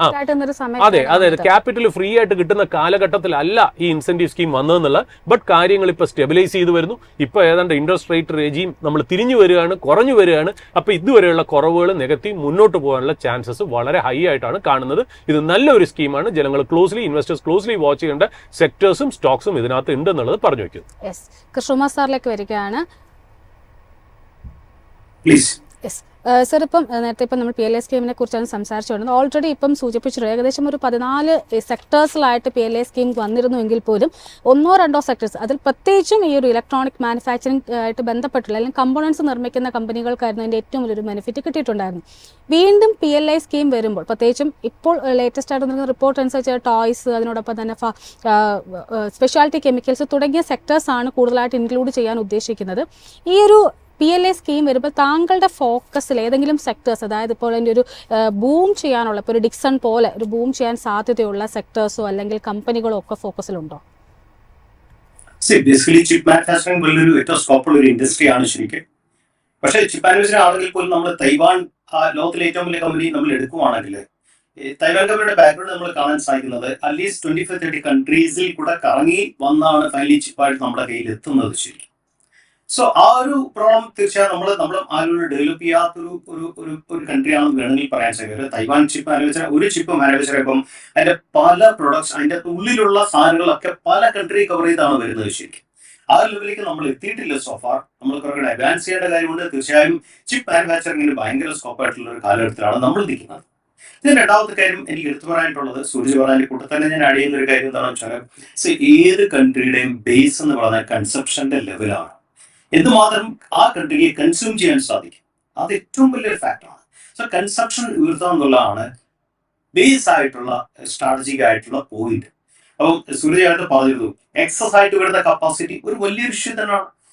വേൾഡ് മാർക്കറ്റിൽ താരിഫിന് ഇഷ്യൂ എക്സസ് ആയിട്ട് വരുന്ന കപ്പാസിറ്റി നമുക്ക് കൺസ്യൂം ചെയ്യാൻ സാധിച്ചില്ലെങ്കിൽ that's going to be a big issue in fact. അതുകൊണ്ട് തന്നെ കൺസെപ്ഷൻ എന്നുള്ള ഒരു ഓവറോൾ പോയിന്റിലാണ് ഗവൺമെന്റ് ഇപ്പൊ സ്റ്റെപ്സ് എടുത്തിരിക്കുന്നത്. ഇപ്പൊ ഞാനിപ്പം തന്നെ മൈഫിന്റെ ആ സ്ക്രോളിൽ കണ്ടുവരികയായിരുന്നു കാർ കമ്പനീസിന്റെ ആ പെർഫോമൻസിനെ കുറിച്ച്. ശരിക്കും ഒരു ഞാൻ കണ്ട കാർ കമ്പനികളൊക്കെ performance is very better actually, especially Q4 especially കഴിഞ്ഞ മാസം പെർഫോമൻസിന്റെ ബേസിൽ അത് കാണിക്കുന്നത് ആ കൺസെപ്ഷന്റെ ഗ്രോത്തിനെയാണ് കാണിക്കുന്നത്. ഈ കൺസെപ്ഷൻ കൂട്ടാൻ വേണ്ടി തന്നെയാണ് ഗവൺമെന്റ് ബേസിക്കലി ഗവൺമെന്റ് ജനങ്ങളിലേക്ക് ആ ഒരു ടാക്സിന്റെ ആ ഒരു ബെനിഫിറ്റ് കൊണ്ടുവരുന്നത് ഒന്നാമത്തെ കാര്യം. രണ്ടാമത്തെ കാര്യം, ആ കൺസെപ്ഷൻ കൂടിയാൽ മാത്രമേ ഏത് വേയിൽ സ്കീം ശരിക്കും സക്സസ്ഫുൾ ആകത്തുള്ളൂ. കാരണം വേൾഡ് മാർക്കറ്റ് നമ്മൾ പോയാൽ നമ്മൾ കോമ്പീറ്റ് ചെയ്യേണ്ട ലെവൽ ഓഫ് എന്ന് പറയുന്നത് ചൈനയുമായിട്ടാണ്. ചൈനയിൽ ചീപ്പ് ലേബർ ആണ്, ഹ്യൂജ് പ്രൊഡക്ഷൻ ഉള്ളത്. ആയിട്ട് നമ്മൾ കോമ്പീറ്റ് ചെയ്യാൻ നേരത്ത് നമ്മൾ ആ എക്സസ് കപ്പാസിറ്റി അതിന്റെ പരിധി വരെ കൺസ്യൂം ചെയ്യാനായിട്ടുള്ള കൺസെപ്ഷൻ ലെവലിലേക്ക് ആ ഒരു സ്റ്റാൻഡേർഡ്സ് നമ്മൾ റേസ് ചെയ്യാന്നുള്ളത് നമ്മുടെ നിലനിൽപ്പിന് ഏറ്റവും അത്യാവശ്യമുള്ള കാര്യമാണ്. സോ അതും നാച്ചുറലി പീരിയസ്റ്റുമായിട്ട് വളരെ റിലേറ്റ് ആയിട്ടുള്ള കാര്യമാണ് ശരിക്കും. യെസ്, പറഞ്ഞു വെക്കുന്നത് കൺസംഷൻ ഒരു പോയിന്റിലേക്ക് തന്നെയാണ്. സൂരജ് സാർ, ഇപ്പോൾ കൺസംഷനെ കുറിച്ച് തന്നെ സംസാരിക്കുകയാണെങ്കിൽ ഇപ്പോൾ നെക്സ്റ്റ് വീക്ക് തുടങ്ങുമ്പോഴത്തേനും ഇപ്പോൾ നേരത്തെ സാർ തന്നെ സൂചിപ്പിച്ചിട്ടുണ്ടായിരുന്നു, അതായത് വീണ്ടും ഒരു റേറ്റ് കട്ട് സൈക്കിളിലേക്ക് RBI കടക്കുന്നു, പല സെൻട്രൽ ബാങ്കുകളൊക്കെ കടക്കുകയാണ്. ഈ ഒരു റേറ്റ് കട്ട് സൈക്കിളും പ്ലസ് ഈ ഒരു ടാക്സ് കൺസെഷനും കൂടിയൊക്കെ ആകുമ്പോഴേക്കും ഈ ഒരു കൺസംഷൻ നമുക്ക് അപ്ലിഫ്റ്റ് ചെയ്ത് കൊണ്ടുവരാൻ സാധിക്കില്ലേ? നേരത്തെ അനില കൃഷ്ണകുമാറിന്റെ അടുത്ത് ചോദിച്ച പോലെ ഏതെങ്കിലും കമ്പനീസ് ബെനിഫിറ്റ് ആവുമോ എന്ന് ചോദിച്ചില്ലേ. ഞാൻ ഒരു കാര്യം കൂടെ ആഡ് ചെയ്ത് വെക്കുകയാണ്. വളരെ ലെക്വൻ്റ് ആയിട്ട് നല്ല ക്ലീൻ ആയിട്ട് നമ്മുടെ കൃഷ്ണകുമാർ അത് എക്സ്പ്ലെയിൻ ചെയ്തെന്നുള്ള EMS, അതായത് ഇലക്ട്രോണിക് മാനുഫാക്ചറിങ് സെക്ടറിൽ ഇതൊരു സ്റ്റോക്ക് ഐഡിയ ആയിട്ട് ആരും കണക്കാക്കരുത് കേട്ടോ. ഞാനൊരു ജസ്റ്റ് ഇൻഫർമേഷന് വേണ്ടി മാത്രം. ബാക്കി എല്ലാവരും ലോക്കലി മാനുഫാക്ചർഡ് ആയിട്ട് വരുമ്പോൾ ആക്ച്വലി അവലോൺ ടെക് എന്ന് പറഞ്ഞൊരു കമ്പനിയുണ്ട്. ഈ അവലോൺ ടെക്കിന്റെ പ്രത്യേകത എന്ന് പറഞ്ഞാൽ അവർ EMS ഇലക്ട്രോണിക് മാനുഫാക്ചറിങ് കമ്പനിയാണ്. അവർക്കാണ് US മാനുഫാക്ചറിങ് ഫെസിലിറ്റി ഉള്ളത്. അങ്ങനെ ഒരു പ്രത്യേകത ഇവിടെ അവലോൺ ടെക്കിന് വരുന്നുണ്ടോ എന്നുള്ളത്. ഞാൻ ഇത് എന്തുകൊണ്ട് ജനങ്ങളുടെ അടുത്ത് പറയുന്നു അല്ലെങ്കിൽ പ്രേക്ഷകരടുത്ത് പറയുന്നു എന്ന് വെച്ചാൽ, നമ്മൾ എല്ലായിടത്തും റെഡ് കാണണമെന്ന് യാതൊരു നിർബന്ധമില്ല. ഈ സീ ഓഫ് റെഡിൻ്റെ ഇടയിലും ചെറിയ ചെറിയ ഗ്രീൻ സ്പോട്ട്സ് നമുക്ക് ഐഡന്റിഫൈ ചെയ്യാന്നാണ്. ഞാൻ ഇന്നാൾ 2 ദിവസം മുമ്പ് സിപ്ലയുടെ CEO ഒരു സ്പീച്ച് ഞാൻ കേൾക്കുമായിരുന്നു. അതിനകത്ത് പറഞ്ഞു വെച്ചാൽ അദ്ദേഹം ഉറപ്പായിട്ടും പറയുന്നു, അതായത് ഞങ്ങൾ തീർച്ചയായിട്ടും ഇന്ത്യൻ ഫാർമസ്യൂട്ടിക്കൽ ഇൻഡസ്ട്രി ഒരുപാട് US ആയിട്ട് അസോസിയേഷൻ ഉള്ളതാണ്. തീർച്ചയായിട്ടും ടാരിഫ് ചിലപ്പോൾ വന്നേക്കാം, അല്ലെങ്കിൽ ടാരിഫിനെ കുറിച്ച് പറഞ്ഞാൽ പോലും എന്ത് തന്നെ ഐഡന്റിഫൈ ചെയ്താലും അവർക്ക് ഇത് ഇൻഡിസ്പെൻസിബിൾ ആണ്. കൃഷ്ണകുമാർ നേരത്തെ വളരെ ക്ലിയർ ആയിട്ട് അത് എക്സ്പ്ലെയിൻ ചെയ്തു. ചില സെക്ടറിന് US ഇന്ത്യ ഡിപ്പെൻഡ് ചെയ്യാതിരിക്കാൻ പറ്റത്തില്ല എന്നുള്ള. അത് എന്തുകൊണ്ട് ചീപ്പ് ലേബർ എന്നുള്ളത് മാത്രമല്ല, ട്രസ്റ്റഡ് പാർട്ട്ണർ എന്നുള്ളതാണ്. അതായത് നമുക്കിപ്പോൾ ഒരു ചൈനയെ അവർക്ക് ഇത്രയും ട്രസ്റ്റ് ചെയ്യാൻ പറ്റുന്ന ഒരു കൺട്രി അല്ല. ചിലപ്പോൾ നമ്മൾ ഉണ്ടാക്കുന്നതിനേക്കാളും ചീപ്പായിട്ട് ഉണ്ടാക്കുന്ന ഒരുപാട് കൺട്രികൾ വേൾഡിൽ ഉണ്ടാവുമായിരിക്കാം. ബട്ട് US അത് ഡിപ്പെൻഡ് ചെയ്യാൻ വളരെ ബുദ്ധിമുട്ടാണ്. കാര്യം വെച്ചാൽ അത്രയ്ക്ക് ട്രസ്റ്റഡ് പാർട്ട്ണറാണ് ഇന്ത്യ എന്നുള്ളതാണ് അതിനകത്ത് ഇമ്പോർട്ടൻ്റ് ആയിട്ടുള്ളൊരു കാര്യം. അപ്പോൾ അതുകൊണ്ട് സിപ്ല പറയുന്നത് എന്താണെന്നറിയോ, അതുകൊണ്ട് എന്ത് വന്നാലും ഞങ്ങൾക്ക് യാതൊരു പേടിയില്ല. ഇനി ചില കാര്യങ്ങളിൽ മാത്രം, അതായത് ഫാർമസ്യൂട്ടിക്കൽ സെക്ടറിൽ ജനറിക്കിൽ അല്ലെങ്കിൽ വേറെ എന്തെങ്കിലും കാര്യത്തിൽ ചെറുതായിട്ട് മാത്രം ഞങ്ങളെ അഫക്റ്റ് ചെയ്യുന്ന എന്തെങ്കിലും ഉണ്ടെങ്കിൽ ഞങ്ങൾക്ക് കപ്പാസിറ്റീസ് റെഡിയാണ്. US മാനുഫാക്ചറിങ് ഫെസിലിറ്റീസ് ഞങ്ങളുടെ റെഡിയാണ്. ഞങ്ങൾക്ക് അപ്പം തന്നെ അവിടെ മാനുഫാക്ചറിങ് തുടങ്ങാം. എന്നിട്ട് US തന്നെ US കമ്പനിയുടെ റിക്വയർമെന്റ്സ് ഞങ്ങൾക്ക് മീറ്റ് ചെയ്യാൻ പറ്റും. എങ്ങനെയാണ് മാനേജ്മെന്റ്സ് അതിനനുസരിച്ച് പെരുമാറണമെന്ന് ഫോർസീ ചെയ്തു പോകേണ്ടത് നോക്കിക്കൊള്ളൂ. അപ്പോൾ അതാണ് നമ്മൾ മാർക്കറ്റിൽ കാണേണ്ടതും ശ്രദ്ധിക്കേണ്ടതുമായിട്ടുള്ള കാര്യം. റേറ്റ് കട്ട് സൈക്കിളും പ്രത്യേകിച്ച് ഈ ഒരു ടാക്സ് കൺസെഷനൊക്കെ വരുമ്പോൾ കൺസംഷൻ വീണ്ടും ഒരു അപ്ലിഫ്റ്റ് ചെയ്തുകൊണ്ട് വീണ്ടും നമുക്കൊരു പോസിറ്റീവ് ആയിട്ട് വരേണ്ടതല്ലേ ഒരു പുതിയൊരു ഫൈനാൻഷ്യൽ ഇയറിൽ? അല്ലെങ്കിലും അനില്ല, നമ്മുടെ ഇന്ത്യൻ എക്കണോമി ഒരു ഡൊമസ്റ്റിക് ഓറിയന്റഡ് എക്കണോമി ആയിരുന്നു പണ്ട് കാലത്തൊക്കെ. ഇപ്പോൾ ഏതാണ്ട് 25 years ഓഫ് എൻ്റെ മാർക്കറ്റ് ഇൻവോൾവ്മെന്റ്, 25 to 30 years ഞാൻ നോക്കുമ്പോൾ നമ്മൾ എപ്പോഴും ഗ്ലോബലി എന്തെങ്കിലും ഇഷ്യൂസ് വരുമ്പോൾ നമ്മൾ എന്നും പറഞ്ഞിരുന്നത് India is well insulated from that. Okay, ഒരു നീജർക്ക് റിയാക്ഷൻ എന്ന രീതിയിൽ മാർക്കറ്റ് കറക്റ്റ് ചെയ്തേക്കാം. ബട്ട് ഇന്ത്യയിലെ എക്കണോമി എന്ന് പറയുന്നത് സ്ട്രോങ് ആയിട്ട് പിടിച്ചു നിർത്തുന്നതിൻ്റെ ഒരു മെയിൻ ഇമ്പോർട്ടൻറ്റ് കാര്യം ഡൊമസ്റ്റിക് കൺസംഷനാണ്. അപ്പോൾ ഡൊമസ്റ്റിക് ഓറിയന്റഡ് തീംസിൽ കോൺസെൻട്രേറ്റ് ചെയ്ത് മുന്നോട്ട് പോകാന്നുള്ളത്. ബട്ട് കോവിഡ് കഴിഞ്ഞതിന് ശേഷമേ, ശരിയാണ് ഈ പറഞ്ഞ പോലെ വേൾഡിലുള്ള സപ്ലൈ ചെയിന് ഭയങ്കരമായിട്ട് ചേഞ്ച് വന്ന സ്ഥിതിക്ക് ഒരു വലിയൊരു നെറേറ്റീവ് നമ്മുടെ അടിയിൽ തലയിൽ അടിച്ച് കയറ്റി എന്നുള്ളത് വാസ്തവം തന്നെയാണ്. കുറേ ഫണ്ട് മാനേജേഴ്സും കുറേ ബ്രോക്കേഴ്സും ഒക്കെ കൊടുത്തത്, അതായത് China+1 സ്ട്രാറ്റജി. ഈ China+1 സ്ട്രാറ്റജിയിലാണ് നമ്മൾ കുറച്ചുകൂടി ഗ്ലോബലായിട്ട് ചിന്തിക്കാനായിട്ട് നമ്മളെ ഒന്ന് പ്രേരിപ്പിച്ചതും നമ്മുടെ ഇൻവെസ്റ്റ്മെന്റ് ആറ്റിറ്റ്യൂഡിനെയൊക്കെ ചേഞ്ച് ചെയ്യിപ്പിച്ചത്. എന്നാൽ നമുക്കിപ്പോൾ മനസ്സിലാവുന്നത് അത് മോശമാണെന്നല്ല ഞാൻ പറയുന്നത്. ഒരു ചൈനയുടെ ലെവൽ ഇന്ത്യയിലെത്താൻ ലെറ്റ്സ് ഫേറ്റ് ഫാക്ട്സ് അല്ലേ, നമുക്ക് ആ ഫാക്ട് ഫേസ് ചെയ്ത് തന്നെ നമുക്ക് മുന്നോട്ട് പോകേണ്ടിയിരിക്കുന്നു. ഈ പറയുന്ന പോലെ എത്രയും പെട്ടെന്നൊന്നും ചൈനയെ റീപ്ലേസ് ചെയ്യാൻ, ഗ്ലോബൽ സപ്ലൈ ചെയിനിൽ റീപ്ലേസ് ചെയ്യാനൊന്നും പറ്റില്ല എന്നുള്ളത് US തന്നെ അക്സെപ്റ്റ് ചെയ്ത ഒരു കാര്യം തന്നെയാണ്. അത് നമുക്ക് മനസ്സിലാക്കേണ്ടതായിട്ട്. അതുകൊണ്ട് പെട്ടെന്ന് കയറി ചൈന പ്ലസ് വൺ സ്ട്രാറ്റജി ഒന്നും നടക്കത്തൊന്നുമില്ല. അപ്പോൾ ഇതിനെ ബേസ് ചെയ്തിട്ടാണ് നമ്മുടെ ഇവിടെ പല സ്റ്റോക്കുകളും നരേറ്റീവ് ഉണ്ടാക്കി റീറേറ്റ് ചെയ്ത്. ഞാൻ വീണ്ടും വീണ്ടും പറയുന്നു, നരേറ്റീവ്, അതായത് ഏർണിംഗ്സ് പെർ ഷെയറിൽ, ഞാൻ വളരെ സിമ്പിളായിട്ട് പറയുന്ന ഒരു ടെക്നിക്കലായിട്ട് പറയണമെന്ന് വിചാരിക്കരുത്, ഏർണിംഗ്സ് പെർ ഷെയറിൽ വലിയ ബമ്പപ്പ് ഒന്നും വരില്ല. ബട്ട് PE മാർക്കറ്റിന് അതിനോടുള്ള പെർസെപ്ഷൻ ഭയങ്കരമായിട്ട് ഹൈ ആയിട്ട് വന്നു. ഒരു പോസിറ്റീവ് സെന്റിമെന്റ്സ് ആ സ്റ്റോക്കിന് ക്രിയേറ്റ് ചെയ്ത് ഒരുപാട് നെഗറ്റീവ് വന്നിട്ട് ഒരുപാട് ഇൻവെസ്റ്റേഴ്സ് അതിന്റെ പുറകിൽ പോയതായിട്ട് കാണുന്നുണ്ട്. പ്രത്യേകിച്ച് ഞാനൊരു കാര്യം പറയാം. ഞാൻ ഈ പറഞ്ഞ കാര്യം, ഈ അസറ്റ് പ്രൈസിങ്ങിന്റെ കാര്യവും ഈ ഓവർ കപ്പാസിറ്റിയുടെ കാര്യം, ഈ ടാരിഫ് വരികയാണെങ്കിൽ ഞാനത് നെഗറ്റീവ് ആണെന്ന് പറയണില്ലെങ്കിലും അതൊരു ഗ്ലോബൽ റീസെറ്റ് തന്നെയാണ്. നമ്മൾ അതിനെ അവോയ്ഡ് ചെയ്ത് മുന്നോട്ട് പോകരുത്. അതുമാത്രമല്ല, ഇപ്പോൾ ഡൊമസ്റ്റിക് കൺസംഷൻ സ്റ്റോറിയും കൂടെ നമ്മൾ പറയുമല്ലോ. ഇപ്പോൾ ടാരിഫ് ചിലപ്പോൾ ഒരു ഇൻവെസ്റ്റർ ഇങ്ങനെ ആലോചിച്ചേക്കാം, അതായത് ഈ ടാരിഫ് ഒക്കെ വരുന്നത് എക്സ്പോർട്ടിംഗ് ബേസ്ഡ് കമ്പനീസിനാണല്ലോ, ഡൊമസ്റ്റിക് കമ്പനീസിന് അങ്ങനെ ഒരു പ്രോബ്ലം വരാൻ ചാൻസ് ഇല്ല. ശരിയാണ്, ഡൊമസ്റ്റിക് കമ്പനീസിന് വരാൻ ചാൻസ് ഇല്ല. ബട്ട് വേറൊരു കാര്യം ആലോചിക്കണം, ഈ ടാരിഫ് ഗ്ലോബൽ എക്കണോമിയിൽ ഉണ്ടാക്കുന്ന ഇമ്പാക്റ്റ് അനുസരിച്ച് ഈ കൺസംഷൻ സ്റ്റോറീസ്, ഇമ്പോർട്ട് ചെയ്യുന്ന റോ മെറ്റീരിയൽസിന്റെ പ്രൈസിങ് എങ്ങനെയാവും എന്നുള്ളത് വേണം നമ്മൾ ആലോചിക്കാൻ. അതായത് പല കാര്യങ്ങൾക്കും ഇപ്പൊ ഈ പറയുന്ന പോലെ പ്രൈസിങ് ഒരു ഫാക്ടറായിട്ട് മാറുകയാണെങ്കിൽ തീർച്ചയായിട്ടും ഇത് ലോക്കൽ ഡൊമസ്റ്റിക് കൺസംഷൻ സ്റ്റോറിയും കൂടെ എഫക്ട് ചെയ്തോളാം എന്നുള്ളതാണ്. ഓഫ് കോഴ്സ് ഇതിനകത്ത് ഒരുപാട് ടെയിൽവിൻഡ് ഉണ്ട്. നേരത്തെ പറഞ്ഞ പോലെ ഇൻകം ടാക്സ് റേറ്റ് കട്ടൊക്കെ ഉണ്ട്. ഒരുപാട് കൺസംഷൻ ബൂം ചെയ്യാനായിട്ടുള്ള കാര്യങ്ങൾ ഗവൺമെന്റ് കൊടുത്തു തുടങ്ങി. കാര്യം ഗവൺമെന്റ് ഇത് പ്രതീക്ഷിച്ചിരുന്നു എന്നുള്ള. ഗവൺമെന്റും ഈ ട്രംപ് വന്നു കഴിഞ്ഞാൽ ടാരിഫ് ഒരു തലയ്ക്ക് ഒരു അടിയായി വന്നേക്കാം എന്നറിഞ്ഞുകൊണ്ടായിരിക്കും ചിലപ്പോൾ പറഞ്ഞ പോലെ ഈ ഇൻകം ടാക്സ് ബെനിഫിറ്റും കൂടെ വന്നത്. അത് മാത്രമല്ല ഇൻട്രസ്റ്റ് റേറ്റിന്റെ ഒരു റിഡക്ഷനും കൂടെ വരണമെങ്കിൽ കൺസംഷൻ ഡ്രൈവ് ചെയ്യണം എന്നുള്ളത്. ബട്ട് അതൊന്ന് ആലോചിച്ച് മുന്നോട്ട് പോകണം. അത് നടക്കില്ലെന്നല്ല, കൺസംഷൻ സ്റ്റോറി നന്നായിട്ട് പെർഫോം ചെയ്യുന്ന ചെയ്യും. ബട്ട് ഇതിന്റെ ഇമ്പാക്ട് ഒന്ന് വാല്യുവേറ്റ് ചെയ്ത് പോകുന്നതായിരിക്കും നമുക്ക് നല്ലത്. നമ്മൾ അങ്ങനെ എല്ലാം പോസിറ്റീവ് സ്റ്റോറി കാണണം എന്നുള്ളത് എനിക്കും ആഗ്രഹമുള്ള കാര്യം തന്നെയാണ്. ബട്ട് എല്ലാ കാര്യത്തിനും മറ്റൊരു വശം, ഒരു കോയിന് എപ്പോഴും രണ്ട് വശമുണ്ട്. ഒരു ഹെഡ്സും ഉണ്ട്, ഒരു ടെയിലും ഉണ്ട്. ഒരു രാത്രി ഉണ്ടെങ്കിൽ ഒരു പകലുണ്ട്, ഒരു വെള്ളയുണ്ടെങ്കിൽ കറുപ്പുണ്ടെന്ന് പറയും പോലെ നമ്മൾ എന്ത് സാധനം വരുമ്പോഴും നമ്മുടെ ഒരു കൺഫർമേഷൻ ബയസ് എന്താണെന്നറിയോ, നമ്മൾ സ്റ്റോക്കിൽ ഇൻവെസ്റ്റ് ചെയ്ത് കഴിഞ്ഞാൽ അല്ലെങ്കിൽ നമുക്ക് പൊസിഷൻ ഉണ്ടെങ്കിൽ നമ്മൾ ഒരിക്കലും നെഗറ്റീവ് ന്യൂസ് കേൾക്കാൻ ആഗ്രഹിക്കില്ല. നമ്മുടെ പോസിറ്റീവ് മാത്രമേ കാണത്തുള്ളൂ. അപ്പൊ ഇതിന്റെ പോസിറ്റീവ് മാത്രം കണ്ടാണ് നമ്മൾ മുന്നോട്ട് പോകുന്നത്. കാര്യം പോസിറ്റീവിൽ മാത്രമേ കാശ്. ഓഫ് കോഴ്സ് നെഗറ്റീവ് എൻവയറോൺമെന്റിലും പോസിറ്റീവായിട്ട് നമുക്ക് മുന്നോട്ട് പോകാന്നല്ല. ഇപ്പൊ ഞാനൊരു എക്സാമ്പിൾ ആയിട്ട് പറയുന്നത്, എല്ലാം നെഗറ്റീവ് പറയുന്നത് കൊണ്ട് എല്ലാം നെഗറ്റീവ് ആണെന്നുള്ള അർത്ഥത്തിലേക്ക് നമുക്ക് പോകരുത്. എല്ലാം നെഗറ്റീവ് ആകുമ്പോൾ പോസിറ്റീവായിട്ട് വരാനുള്ള കാര്യങ്ങളും വേറെ മുന്നോട്ടുണ്ട്. ഇപ്പൊ ഞാനൊരു എക്സാമ്പിൾ പറയണമെങ്കിൽ ഇതൊരു സ്റ്റോക്ക് ഐഡിയായിട്ട് കൺസിഡർ ചെയ്യരുത്. മുത്തൂറ്റ് ഫിനാൻസിന്റെ MD George Muthoot, MD and chairman and CEO ആണെന്ന് തോന്നുന്നു അദ്ദേഹം അടുത്ത കാലത്ത് കഴിഞ്ഞ ആഴ്ച വന്നിട്ട് മാധ്യമങ്ങളോട് പറയുകയാണ്, ഞങ്ങളുടെ gold loan assets under management 1 lakh crore മാറി. 1 lakh crore, അതായത് 1 trillion മാറുന്നു. It's A tremendous humongous achievement. Okay, എന്നിട്ട് പറഞ്ഞേക്കണ ഏതാണ്ട് 40% ഗൈഡൻസ് ഗ്രോത്ത് ആണ് അദ്ദേഹം പറഞ്ഞേക്കുന്നത്. അത്ര ക്ലാസ് ആയിട്ടാണ് ബിസിനസ് പോകുന്നത്. അദ്ദേഹം പറയുകയും ചെയ്യുന്നുണ്ട്, അതായത് ഗോൾഡ് പ്രൈസ് കയറുന്നതിന് ഏതാണ്ട് പ്രൊപ്പോർഷണാലിറ്റിയിൽ തന്നെയാണ് ഈ ഗോൾഡ് ലോണിൽ പോകുന്നത്. അത് മാത്രമല്ല, ഗോൾഡ് ലോണിലേക്ക് ആൾക്കാർ വരുന്നത്.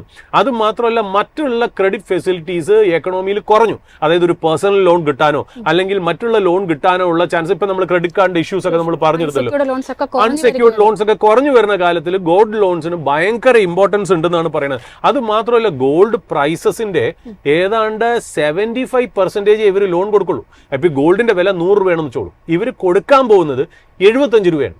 അപ്പൊ ഗോൾഡ് 100 രൂപയെന്ന് 75 വരുന്നവരെ ഇവരുടെ ആ ഒരു പണയം വെച്ചിരിക്കുന്ന ഗോൾഡിന് റിസ്ക് ഇല്ല എന്നുള്ളതാണ്. അവർക്ക് റിസ്ക് ഇല്ല എന്നുള്ള അതിന്റെ പ്രത്യേകത. വേറൊരു പ്രത്യേകത കൂടെ, ഒരു ടെയിൽവിൻ കൂടെ വന്നതെന്നറിയോ, ഈ 75 രൂപയാണല്ലോ കൊടുക്കുന്നത്. അതായത് 75% ഗോൾഡ് വാല്യൂവിന്റെ 75% അവർ ലോൺ കൊടുക്കുന്നത്. അതിന്റെ കൂടെ തന്നെ വച്ചിരിക്കുന്ന ഗോൾഡിന്റെ പ്രൈസ് കയറി. ഗ്ലോബലി ഗോൾഡിന്റെ പ്രൈസ് കയറിയപ്പോൾ ഇവരെ ലോൺ ടു വാല്യൂ 62% കുറഞ്ഞു എന്നുള്ളതാണ്. അതായത് ഇനി ഇവിടുന്ന് ഏതാണ്ട് 38% ഗോൾഡ് വീണാലായിരിക്കും ഇവരുടെ അസറ്റിന് കുറഞ്ഞു വരുന്നത് എന്നുള്ള. അപ്പൊ അതാണ് നമുക്ക് ഇതിനകത്ത് മനസ്സിലാക്കേണ്ടത്. സോ അതേപോലെ സെക്ടർ ടെയിൽവിൻഡ് ഉള്ള ഒരുപാട് സെക്ടേഴ്സ് അല്ലെങ്കിൽ ബിസിനസ്സുകൾ ഇപ്പൊ അതിലേക്ക് ബെയിൻ ക്യാപിറ്റൽ മണപ്പുറത്തിൽ ഇൻവെസ്റ്റ് ചെയ്ത് വരുന്നുണ്ട്.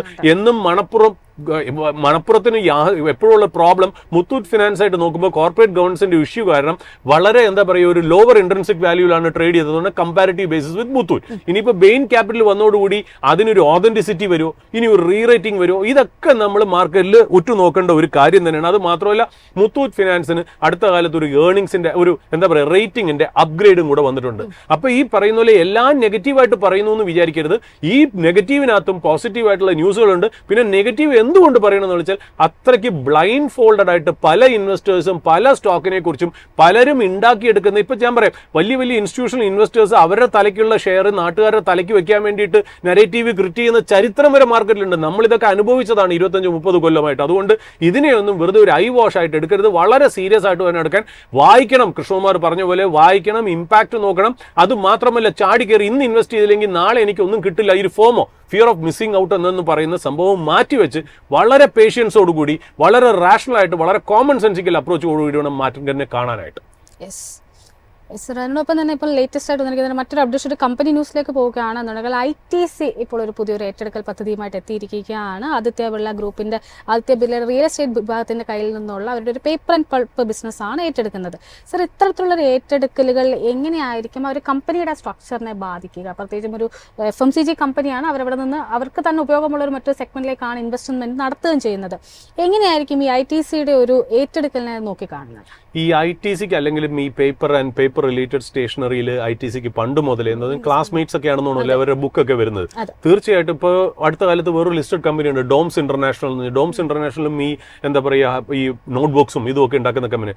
ITC തീർച്ചയായിട്ടും ഈ ITC എന്ന് പറയുന്ന കോൺഗ്ലോമറേറ്റിനെ നമുക്ക് പല രീതിയിൽ ക്ലാസിഫൈ ചെയ്യാന്നുള്ള.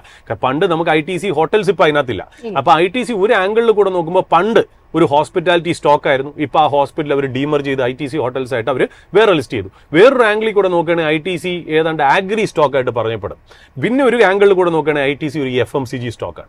വേറൊരു ആംഗിളിൽ കൂടെ നോക്കുകയാണെങ്കിൽ ITC ഒരു പേപ്പർ ആൻഡ് സ്റ്റേഷനറി ബേസ്ഡ് ആയിട്ടുള്ള സ്റ്റോക്കാണ്. ITC ഇവരെ സംബന്ധിച്ച് പല ബിസിനസ്സുകളിലേക്കും കൺസോൾട്ടേറ്റ്. എനിക്ക് തോന്നുന്നു ഇത് സെഞ്ചുറി ടെക്സ്റ്റൈൽസ് ആണ് വിറ്റതെന്ന് തോന്നുന്നു അല്ലെ, ആദിത്യ ബിർള അല്ലെ ഗ്രൂപ്പിൽ റിയൽ എസ്റ്റേറ്റ്. അതായത് എനിക്ക് തോന്നുന്നു century textiles Aditya Birla real എസ്റ്റേറ്റിൽ നിന്നാണ് ഡീമർ ചെയ്തതെന്ന് തോന്നുന്നു അല്ലേ. അതിനെ സംബന്ധിച്ച് ആ കമ്പനിയെ സംബന്ധിച്ച് വളരെ പോസിറ്റീവാണ്. ഇപ്പൊ ITCയെ സംബന്ധിച്ച് ഈ പറയുന്ന പോലെ ഒരു എന്താ പറയുക അത്രയ്ക്ക് വലിയ നീഡിൽ മൂവ് ചെയ്യാവുന്ന ഒരു ഡിസിഷനാണ് ഇതൊന്നും തോന്നുന്നില്ല. ബട്ട് അവർ കൺസോൾട്ടേറ്റ് ചെയ്യുന്നു അവരുടെ paper business and stationery business. അവർക്ക് ഇങ്ങനെ ഒരു അസറ്റ് കിട്ടിയപ്പോൾ അവർക്ക് റീസണബിൾ വാല്യുവേഷൻസിൽ അവർ കാണുന്നു, അവർ മേടിക്കുന്നു എന്നുള്ള. അത് ഏതാണ്ട് ഈ കടലിലേക്ക് വീണ്ടും ഉപ്പ് കലക്കുന്നത് മാത്രമേ പോലെ ആ ഒരു acquisition valuation huge large company. But ഈ പറഞ്ഞ പോലെ ഈ ആദിത്യ ബിർളയുടെ റിയൽ എസ്റ്റേറ്റ് ഡിവിഷൻ തരുന്ന ഒരു മെസ്സേജ് എന്ന് വെച്ചാൽ ഞങ്ങൾ ഇനി കോർ ബിസിനസ് ആയ റിയൽ എസ്റ്റേറ്റിൽ മാത്രം ഞങ്ങൾ കോൺസെൻട്രേറ്റ് ചെയ്യുന്നു. ഓക്കെ, ഞങ്ങൾ ബാക്കിയുള്ള അനാവശ്യമായിട്ടുള്ള ബിസിനസ് ഞങ്ങൾ ഡീമർ ചെയ്ത് വേറെ വിറ്റ് ക്യാഷ് റേസ് ചെയ്ത് ഞങ്ങളുടെ മെയിൻ ഇതിലേക്ക് ഞങ്ങൾ ക്യാഷ് ആഡ് ചെയ്തിട്ട് അതിൽ നിന്ന് ഡെവലപ്പ് ചെയ്ത് അതിൽ നിന്നൊരു ഏർണിങ്സ് ഉണ്ടാക്കാനാണ് ഞങ്ങൾ കൂടുന്നതെന്ന് പറഞ്ഞാൽ അത് തീർച്ചയായിട്ടും ലിസ്റ്റഡ് കമ്പനിയാണെന്നോ അതിന് ബെനിഫിഷ്യൽ ആയിട്ടുള്ള ഒരു കാര്യമാണ്. എന്ന് പറഞ്ഞ് ITCക്ക് മോശമാണെന്നോ അല്ലെങ്കിൽ ഈ പറയുന്ന പോലെ ആദിത്യ ബിർള റിയൽ എസ്റ്റേറ്റിന് നല്ലതാണെന്നുള്ള ഉദ്ദേശമല്ല. അനില ചോദിച്ചത് ഇങ്ങനെ ഒരു എന്താ പറയുക ഒരു കോർപ്പറേറ്റ് സ്ട്രക്ചറിങ് വരികയാണെങ്കിൽ എങ്ങനെയായിരിക്കും കമ്പനിക്ക് ബെനിഫിറ്റ് ചെയ്യണേ എന്നുള്ള. അപ്പോൾ ഇതായിരിക്കും ബേസിക്കലി അത് ക്ലോസ്ലി വാച്ച് ചെയ്യേണ്ടതാണ്. ഈ പൈസ നമ്മൾ നേരത്തെ പറഞ്ഞില്ലേ, ഈ കൃഷ്ണകുമാർ നേരത്തെ ഒരു വാക്ക് പറഞ്ഞല്ലോ, റിട്ടേൺ ഓൺ ക്യാപിറ്റൽ അല്ലെങ്കിൽ റിട്ടേൺ ഓൺ ക്യാപിറ്റൽ എംപ്ലോയ്ഡ്.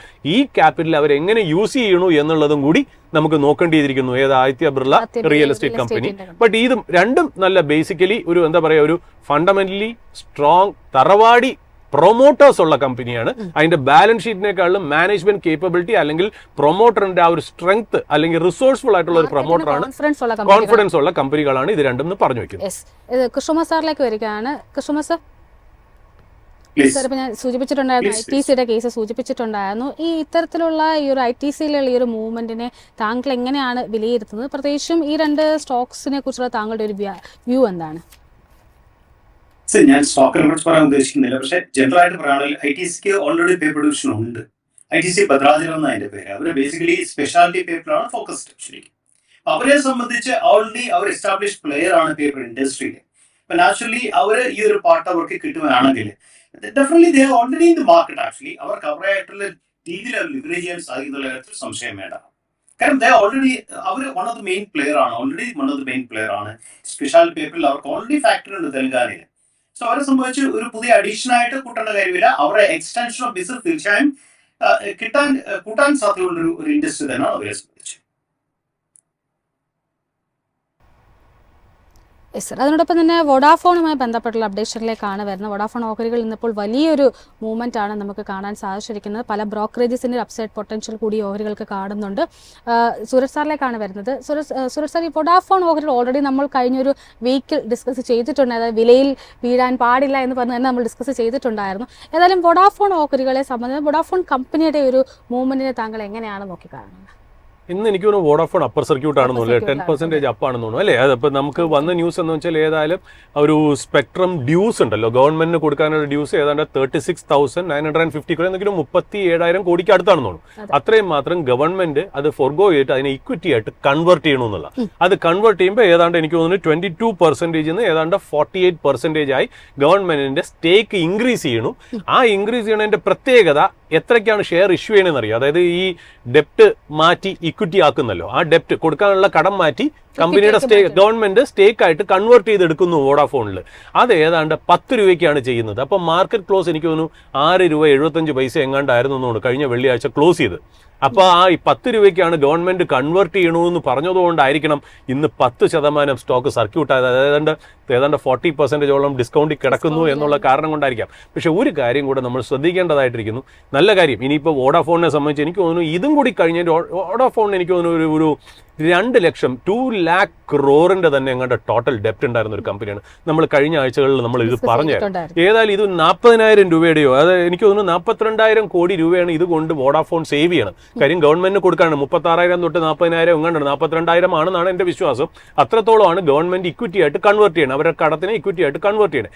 ഇതെല്ലാം കഴിഞ്ഞിട്ട് പോലും വോഡാഫോണ് 1,70,000 കോടി കടമുണ്ട് എന്നുള്ള 2,20,000 നിന്ന് 1,70,000 കോടി രൂപ കടമുണ്ട് എന്നുള്ളത് നമ്മൾ മനസ്സിലാക്കേണ്ടതായിട്ടുള്ള കാര്യമാണ്.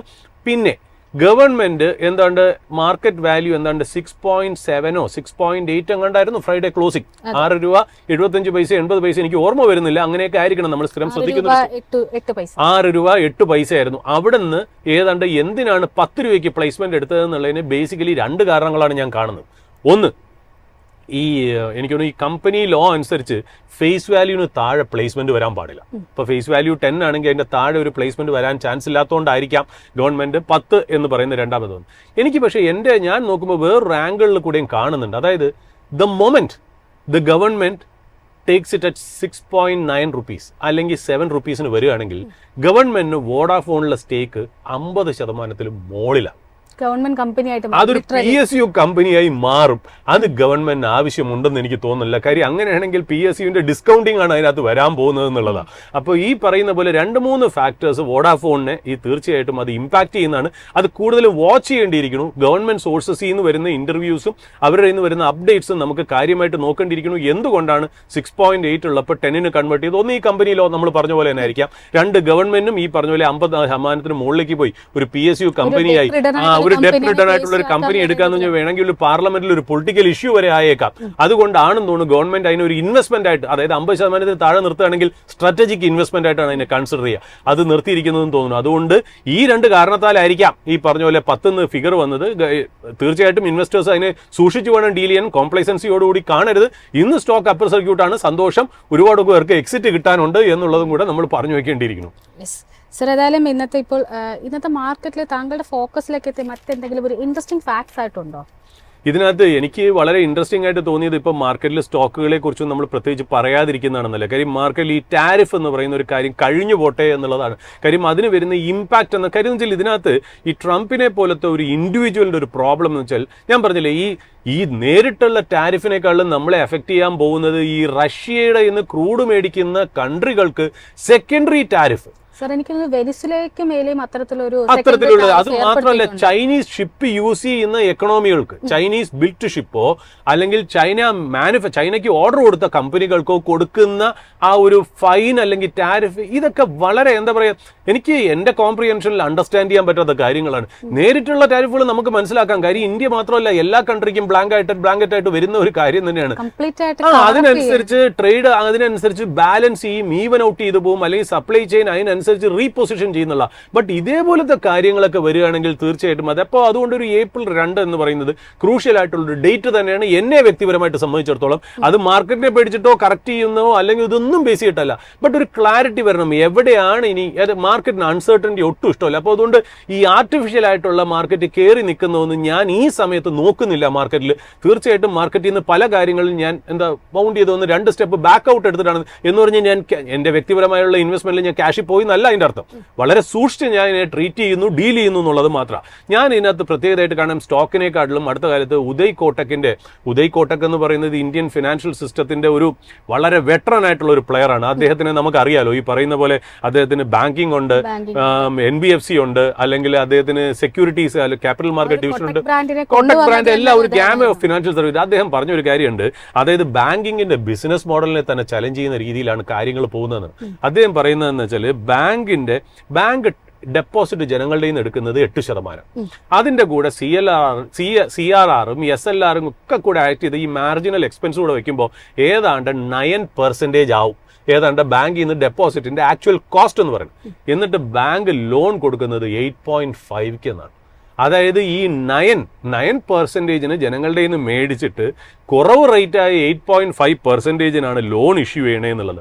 നെഗറ്റീവ് സ്പ്രെഡ് വരുന്നു എന്ന് ആരാണ് പറയണത്? ഞാനല്ല, ബ്രോക്കറേജ് അല്ല, കോട്ടക് ബാങ്കിന്റെ MDയും ചെയർമാനുമായ ഉദയ് കോട്ടക്. എനിക്ക് ആ സ്റ്റേറ്റസ് അദ്ദേഹം ഇപ്പോഴും ഹോൾഡ് ചെയ്യുന്നുണ്ടോ, ചെയർമാനാണോ MD ആണോ എന്നറിയില്ല. ഉദയ് കോട്ടക്കിന്റെയാണ് കോട്ടക് ബാങ്ക് എന്നുള്ളത് നമുക്ക് പറഞ്ഞു വെക്കാലോ. അദ്ദേഹത്തിന്റെ സ്റ്റേറ്റ്മെന്റ്സ് ആണ് അദ്ദേഹം ഒരു പബ്ലിക് സ്പീച്ചിൽ അദ്ദേഹം പറഞ്ഞത്. ആ പറയുന്ന കാര്യം ഞാൻ വളരെ സീരിയസ് ആയിട്ട് എടുക്കുന്നു. ഇപ്പൊ ആരെ ചോദിച്ചാലും, ഏത് ബ്രോക്കറേജും ചോദിച്ചാലും ബാങ്കിങ് സ്റ്റോക്ക് ആണ് നല്ലത്, ഓഫ് കോഴ്സ് ബാങ്കിങ് സ്റ്റോക്ക് വളരെ നല്ലതാണ്. മേ ബി അണ്ടർ വാല്യൂഡ് ആയിരിക്കാം, ഹെവി വെയിറ്റും അതായിരിക്കാം. ഈ കോട്ടക് ബാങ്ക് അടുത്ത കാലത്ത് കയറുകയും ചെയ്തു. അതിന് വേറൊരു കാരണം കൂടെ ആയിരുന്നു, കോട്ടക്കിന് കുറച്ച് റെസ്ട്രിക്ഷൻസ് ഉണ്ടായിരുന്നു. RBI അത് മാറ്റിയപ്പോഴാണ് അത് പമ്പ് വന്നത്.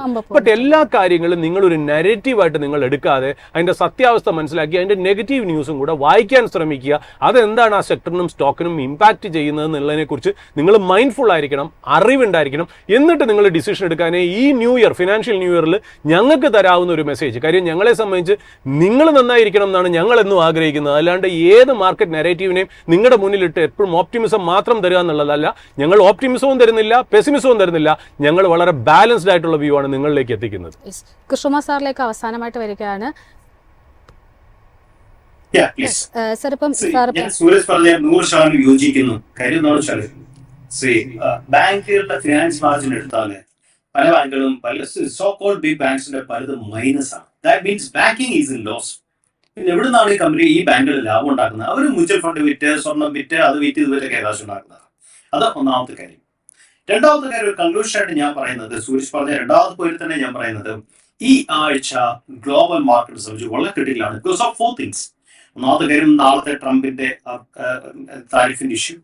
രണ്ടാമത്തെ കാര്യം, റഷ്യൻ ഓയിലിന് ട്രംപ് എന്താണ് ഇമ്പാക്ട് കൊണ്ടിരുന്നതിനെ കുറിച്ചുള്ള ഒരു അൺസർട്ടൈൻ മാർക്കറ്റിലുണ്ട്. മൂന്നാമത്തെ കാര്യം, പേറോൾ ഡേറ്റ വരുവാണ് വെള്ളിയാഴ്ച. പേറോൾ ഡേറ്റ വളരെ ക്രിട്ടിക്കലാണ് യുഎസിനെ സംബന്ധിച്ച്. കാര്യം എന്തുമാത്രം ജോബ് അഡീഷൻ വന്നതെന്നുള്ളതാണ് അതിന്റെ ക്ലാരിഫൈ ചെയ്യുന്നത്. മാർക്കറ്റ് എക്സ്പെക്ട് ചെയ്യുന്നത് കഴിഞ്ഞ മാസത്തെ പേറോൾ ഡേറ്റയിൽ 1,51,000 ജോബ്സ് ആണ് ആഡ് ചെയ്തിരിക്കുന്നത് എക്കോണമിയിൽ. ഇത്തവണ അത് കുറയാൻ സാധ്യതയുണ്ട്. 1.35 lakhs കുറയാൻ സാധ്യതയുണ്ടെന്ന് തന്നെയാണ് പറയുന്നത്. മൂന്നാമത്തെ കാര്യം, അത് വലിയൊരു ക്രിട്ടിക്കൽ ഫാക്ടറാണ് മാർക്കറ്റിനെ സംബന്ധിച്ച്. നാലാമത്തെ കാര്യം, ടെസ്ലയുടെ നമ്പേഴ്സ് വരും. എന്താണ് ടെസ്ലയുടെ നമ്പറിലെ പ്രത്യേകത? യുഎസിലെ ഇലക്ട്രിക് കാർസിന്റെ പ്രോക്സിയാണ് ടെസ്ല എന്ന് പറയുന്ന ഒരു കമ്പനി. ബേസിക്കലി ടെസ്ല നമ്പേഴ്സ് അതുകൊണ്ട് തന്നെ വളരെ ക്രിട്ടിക്കലാണ് മാർക്കറ്റിനെ സംബന്ധിച്ച്. ഈ 4 കാര്യങ്ങളും ഹ്യൂജ് വോളറ്റിലിറ്റി മാർക്കറ്റിലേക്ക് കൊണ്ടുവരാനുള്ള സാധ്യത വളരെ കൂടുതലാണ്. അതുകൊണ്ട് തന്നെ നമ്മൾ ഏത് സ്റ്റോക്ക് മേടിച്ചാലും നമ്മൾ അതിനെ കുറിച്ച് പഠിച്ചിട്ട് മേടിക്കുക, അതിന് ഫ്യൂച്ചറിനെ കുറിച്ച് പഠിച്ചിട്ട് മേടിക്കുക, സ്റ്റോക്കിന്റെ സൈക്ലിക്കാലിറ്റി കുറിച്ച് പഠിച്ചിട്ട് മേടിക്കുക. കാര്യം മിക്ക സ്റ്റോക്കുകളും ഒരു സൈക്ലിക്കലായിട്ടാണ് മൂവ് ചെയ്യുന്നതും കീറുന്നതും ഇറങ്ങുന്നതും ഒക്കെ. ഇതിനെക്കുറിച്ച് മനസ്സിലാക്കുക. ഇതിനോടൊപ്പം തന്നെ സ്റ്റോക്കിന്റെ മാർജിനൽ സേഫ്റ്റി എന്ന് പറയുന്ന കൺസെപ്റ്റ് വളരെ ക്രിട്ടിക്കലാണ്. ഇത് നമ്മൾ പഠിച്ചിട്ട് ചെയ്യാവുന്ന പോയിന്റ് തന്നെയാണ് എനിക്ക് സമ്മപ്പ് ചെയ്യാനുള്ള കാര്യം. Yes, thank you so much Krishnakumar sir. ഏതായാലും നമുക്ക് ഇനിയിപ്പോൾ വൈൻഡപ്പ് ചെയ്യാനുള്ള ഏകദേശം സമയമായിട്ടുണ്ട്. ഏകദേശം 2 മിനിറ്റുകൾ മാത്രമാണ് ബാക്കി നിൽക്കുന്നത്. ഏതായാലും അതിന് മുന്നോടിയായിട്ട് നമുക്ക് വളരെ പെട്ടെന്ന് മാർക്കറ്റിൻ്റെ അപ്ഡേറ്റ് കൂടി ഒന്ന് പരിശോധിച്ച് നോക്കാം. മാർക്കറ്റിനെ സംബന്ധിച്ചിട്ട് നേരത്തെ ഇപ്പോൾ സൂരജ് സാറും കൃഷ്ണകുമാർ സാറും ഒക്കെ സൂചിപ്പിച്ചതുപോലെ തന്നെ ആ ഒരു വോളറ്റൈലിറ്റി നമുക്ക് മാർക്കറ്റിലും കാണാൻ സാധിക്കുന്നുണ്ട്. പക്ഷേ ഇന്ന് എക്സ്പെക്ട് ചെയ്തിരുന്നത് വലിയൊരു ഗ്യാപ് ഡൗൺ ആയിരുന്നു. പ്രീ മാർക്കറ്റിലടക്കം നമ്മൾ അത്തരത്തിലൊരു എക്സ്പെക്ടേഷൻ ആയിരുന്നു കണ്ടത്. എന്നാൽ അവിടെ നിന്നൊക്കെ ഒരു ബൗൺസ് ബാക്ക് നടത്താനായിട്ട് നിഫ്റ്റിക്ക് സാധിക്കുന്നുണ്ടായിരുന്നു. എന്നാൽ വീണ്ടും ആ ഒരു ഇടിവിലേക്ക് തന്നെയാണ് എത്തിയിരിക്കുന്നത്. അതായത് ആ ഒരു ആദ്യത്തെ 45 മിനിറ്റുകൾ പിന്നിട്ട് കഴിഞ്ഞപ്പോഴേക്കും വീണ്ടും 23,300 എന്നൊരു ലെവലിലേക്ക് മാർക്കറ്റ് എത്തിയിരിക്കുകയാണ്. 200-ലധികം പോയിന്റ്സ് ഇടിവ്. അതായത് ആ ഒരു അൺസർട്ടനിറ്റി തീർച്ചയായിട്ടും മാർക്കറ്റിനെയും എഫക്റ്റ് ചെയ്യുന്നുണ്ട് എന്ന് തന്നെയാണ് വ്യക്തമായിരിക്കുന്നത്. എല്ലാ സെക്ടേഴ്സിലും തുടക്കത്തിൽ ഭൂരിഭാഗം സെക്ടേഴ്സും ഒരു ഗ്രീനിഷ് ടോണിലായിരുന്നു നിലനിന്നിരുന്നതെങ്കിൽ ഇപ്പോൾ ഭൂരിഭാഗം സെക്ടേഴ്സിലും ഇടിവിലേക്കാണ് പോയിരിക്കുന്നത്. ഏറ്റവും കൂടുതൽ ഇടിവ് വന്നിരിക്കുന്നത് IT സെക്ടറാണ്. തീർച്ചയായിട്ടും ഈ ഒരു താരിഫുമായി നിലനിൽക്കുന്ന അൺസർട്ടനിറ്റീസിൻ്റെ ഒരു റിയാക്ഷൻ തന്നെയാണ് ഇന്ത്യൻ IT ഓഹരികളിലും നമുക്കിന്നിപ്പോൾ കാണാൻ സാധിക്കുന്നത്. ഏകദേശം 850 പോയിന്റ്സിനടുത്തൊരു ഇടിവാണ് രേഖപ്പെടുത്തിയിരിക്കുന്നത്. ഏതായാലും സർ, നമുക്ക് വൈൻഡപ്പ് ചെയ്യാനുള്ളൊരു സമയമായിരിക്കുകയാണ്. പ്രേക്ഷകരോടൊരു പുതിയ ഫൈനാൻഷ്യൽ സ്റ്റാർട്ട് ചെയ്യുകയാണ്, താങ്കൾക്ക് എന്തെങ്കിലും ഒരു അഡ്വൈസോ സജഷനോ എന്തെങ്കിലും പറയാനുണ്ടോ? നമ്മുടെ ഒരു കാര്യം വളരെ ക്ലിയർ ആയിട്ട് ഇൻവെസ്റ്റേഴ്സ് ശ്രദ്ധിക്കേണ്ട കാര്യമുണ്ട്. നമ്മൾ ഇത്രയും നാൾ ലാസ്റ്റ് 4-5 കൊല്ലം നമ്മൾ പോസിറ്റീവായിട്ട് ഓപ്റ്റിമിസ്റ്റിക് ആയിട്ട് മാത്രമേ കാര്യങ്ങൾ കണ്ടിട്ടുള്ളൂ. വളരെ നല്ല കാര്യം, അത്രയ്ക്ക് മാത്രം നെഗറ്റീവ്സും ഉണ്ടായിരുന്നു. ഇപ്പോൾ ഒരു ഷെയ്ക്കപ്പ് ഇന്ത്യൻ സിസ്റ്റത്തിൽ, ഇന്ത്യൻ നല്ല ഒരു ഗ്ലോബൽ സിസ്റ്റത്തിൽ വന്നേക്കാണ്. അതായത് നമ്മളൊരു മരം പിടിച്ച് കുടയുകയാണെങ്കിൽ അതിനകത്ത് വീക്കായിട്ട് നിൽക്കുന്ന ഇലകളൊക്കെ വീഴും, മനസ്സിലായോ? അങ്ങനത്തെ ഒരു സിറ്റുവേഷനിൽ കൂടെയാണ് നമ്മൾ പോകുന്നത്. അപ്പോൾ ഇന്ത്യയിലും പല സ്റ്റോക്കുകളിലും വീക്കായിട്ട് നിൽക്കുന്ന പല സ്ഥിതികളിലുള്ള കാര്യങ്ങൾ താഴേക്ക് വീഴാനുള്ള ചാൻസുകൾ നാരേറ്റീവ് ബേസ്, അതായത് സ്റ്റോറി ബേസ്ഡ് സ്റ്റോക്കുകൾ വളരെ ഹൈ പിയിലും വളരെ ഹൈ വാല്യൂഷനിലും വളരെ ഹൈ മാർക്കറ്റ് ക്യാപിറ്റലോട് സ്റ്റേൽസ് ഉള്ള കമ്പനികളിൽ നിന്നും കഴിവതും നിങ്ങൾ മാറി നിൽക്കുക. ഞാനതൊക്കെ മോശം ഇൻവെസ്റ്റ്മെന്റ് ആണെന്ന് പറയില്ല, എക്സ്പീരിയൻസ് കൊണ്ടും അനുഭവം കൊണ്ടും മാത്രം പറയും. എന്ന് പറഞ്ഞാൽ ലോ പി സ്റ്റോക്ക് മേടിക്കുക എന്നുള്ളതല്ല, ഏർണിംഗ് പൊട്ടൻഷ്യൽ ഉള്ളതും ഏർണിംഗ് വിസിബിലിറ്റി ഉള്ളതും. ഓക്കെ, ട്രംപിന്റെ ടാരിഫ് ഒക്കെ വരും, അതൊക്കെ കമ്പനികളെ അഫക്ട് ചെയ്യുക, അതൊരു നെഗറ്റീവ് ആയിട്ടുള്ള, അതൊക്കെ ഒരു ടെമ്പററിയും ട്രാൻസിയന്റ് ആയിട്ടുള്ള ഇഷ്യൂസുമാണ്. Of course there are silver linings there, ഒരുപാട് നല്ല സ്റ്റോക്കുകൾ, ബട്ട് വളരെ സെലക്റ്റീവായിട്ട് മുന്നോട്ട് പോകണം. കേട്ടോടെ തന്നെ ചാടിക്കേറി മേടിക്കാതിരിക്കുക, വളരെ പേഷ്യൻസോട് കൂടി ഇരിക്കുക. ആ ചീപ്പ് സ്റ്റോക്ക് എന്ന് പറഞ്ഞ യുഗം നിന്ന് കഴിഞ്ഞു. അതായത് എല്ലാ കാര്യങ്ങളും എന്ത് IPO വന്നാലും കയറും എന്നുള്ളൊരു യുഗം തീർന്നു എന്ന് വേണം മനസ്സിലാക്കാൻ. ഒരു കാര്യം കൂടെ ജനങ്ങളുടെ ശ്രദ്ധയിലേക്ക് പറഞ്ഞു വയ്ക്കുന്നു, leaders of the last bull market may not lead in this rally of the market. അതുകൊണ്ട് നിങ്ങൾ വളരെ കെയർഫുൾ. ഇതൊരു പോസിബിലിറ്റിയാണ്, പ്രോബബിലിറ്റിയാണ്, ഇങ്ങനെ നടക്കണമെന്നില്ല. സാധാരണ നടക്കുന്ന ഒരു സ്ഥിതിവിശേഷം ഞങ്ങൾ നിങ്ങളുടെ അടുത്ത് പറഞ്ഞു എന്നേ ഉള്ളൂ. അപ്പോൾ അതുകൊണ്ട് FIIസിനെയോ ഇൻഡെക്സ് ലെവലോ പ്രെഡിക്റ്റ് ചെയ്യാതെ വളരെ ബിസിനസ് സ്പെസിഫിക് ആയിട്ട്, സ്റ്റോക്ക് സ്പെസിഫിക് ആയിട്ട് മാത്രം മുന്നോട്ട് പോകുക എന്നുള്ളതാണ് നമുക്ക് ഇവിടുന്ന് കൊടുക്കാന്നുള്ളൊരു മെസ്സേജ്. ഏതായാലും ഇന്നത്തെ ഒരു സെഷൻ ഇവിടെ വൈൻഡപ്പ് ചെയ്യുകയാണ്. മാർക്കറ്റിൻ്റെ കൂടുതൽ ഡീറ്റെയിൽസും ഒപ്പം അതിൻ്റെ എക്സ്പേർട്ട് ഒപ്പീനിയനും ഒക്കെ ആയിട്ട് വീണ്ടും നാളെ കാണാം. അതുവരെ നന്ദി, നമസ്കാരം.